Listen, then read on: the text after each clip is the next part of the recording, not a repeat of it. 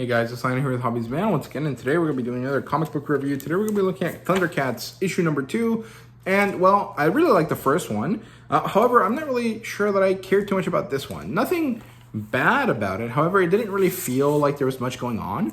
And although there was some setup for future issues, like in terms of like future problems that are going to be faced by our heroes, I'm not sure that it was exciting enough for me to really like this issue all that much, right? Like, I didn't hate it, but I wish there was a little bit more to it, right? So, yeah, in terms of the art team, nothing has changed. It's still Declan Shelvey and Drew Moss here at the art.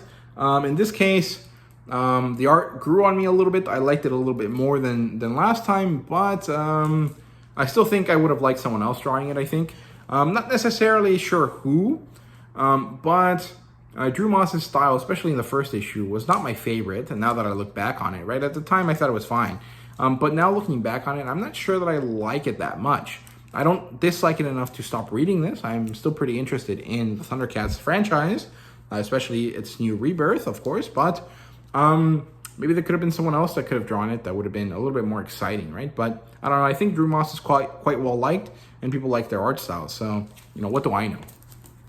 So, yeah, in terms of storytelling here, well, Lionel has some nightmares, right? Dealing with the fact that he broke the Sword of Omens, and, well, that's a big problem. He's woken up by Wily Kit and Wily Cat, I think is how they're called. I just call them the Wily Kids. Well, there's some tension between them because Lionel used to be their age, and they used to be friends. And now that Lionel is an adult, well, he's kind of like lost. He doesn't know how to treat them properly anymore. And, well, their kind of friendship has not necessarily evaporated, but it's definitely less meaningful to Lionel than it used to be. And that kind of hurts the Wiley kids, right? And so there's some tension there because they're no longer on the same level, which, to be fair, they weren't ever on the same level because Lionel is like the king of Thundera, right?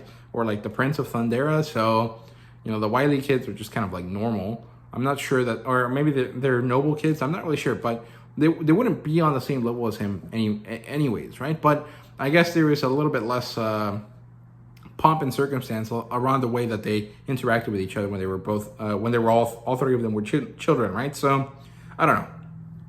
Anyway, moving on. Eventually, something happens. I can't remember what, but Lionel grabs the sword and uses the sight beyond sight because it still works even though the sword doesn't, you know, have a blade anymore because it's all based on the hilt, right? And he sees Panthro and Tigra finding Calico. And Calico is this new character that was introduced this issue that is kind of the reason why there's going to be tension moving forward, right? Between Panthro, Tigra, Chitara, and, you know, Lionel, right? Mostly I think the issue is going to be between Lionel and Panthro, which is more or less what we kind of saw last time. So we'll see how it kind of transitions from here. But he sees them finding Calico, and then there's kind of a transition off to a different story point here where the mutants are walking, and they walk right into a trap because Slythe, their leader, is somewhere else. He's basically dealing with the fact that he's injured, and he's so injured that he can't quickly heal right now, so he will be looked at as weak for a while, and he basically has to stay away from his men at this point so that they aren't aware of this fact, because if they notice that he was weak, there would be some upheaval that would lead to him probably losing control of his men, right? And so he can't afford to do that right now, so he has to go off on his own to kind of heal before he can rejoin them, right? And while he's doing this, he encounters a beast, and he falls into a trap of his own, and he has to fight this beast, and it was actually quite a cool battle, so I liked it. I thought it was pretty enjoyable. And he kills it, and he's like, I'm back, baby, even though he's still, you know, as injured as before, but he still kind of proved to himself that he was still strong, right? So he's happy with that, and he kind of moves on, right? We come back to the Thundercats, where Chitara is bringing Calico back. She is using her super speed to run back to the base. And this wakes Lionel. Calico wakes up, And Lionel immediately starts crushing on her because, well, he's young, even though he is in the body of an adult.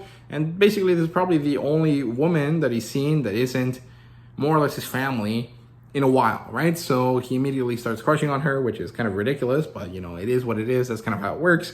And this starts to cause conflict with the rest of the team because Lionel is too trusting of her, even though it's pretty clear that there might be issues because she was found on the mutant's ship, right? And so there's a possibility that she is an enemy in disguise, or she's been tampered with in some way, or she's working with them if they saved her, or, you know, a bunch of other reasons, right?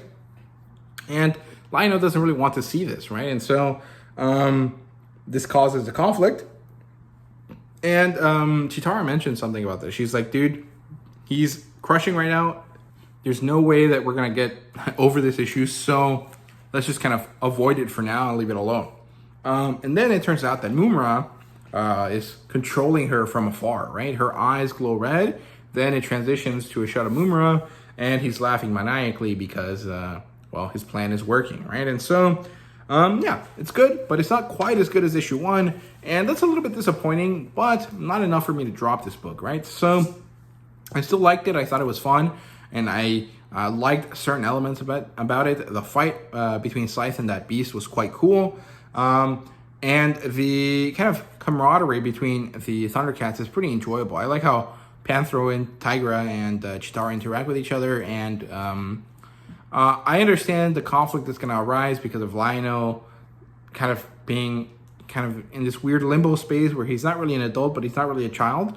And I welcome it. I think it's going to be interesting. But I hope that it doesn't become kind of melodramatic. Like, I hope that that doesn't become the main kind of problem. I hope that this Calico issue is the way that we can transition out of it quite quickly in 2 or 3 issues, and then move on to Lionel being an adult properly, or at least acting like one, and move on to more kind of cool space sci-fi fantasy fights, right? So if you have not started reading Thundercats, I recommend you guys do so because it's pretty fun, right? So yeah, there you go. That's all I have to say about Thundercats issue number 2. Hope you guys enjoyed, and if you did, please leave a like, subscribe, and comment down below. Let me know your thought, and thank you guys very much for watching.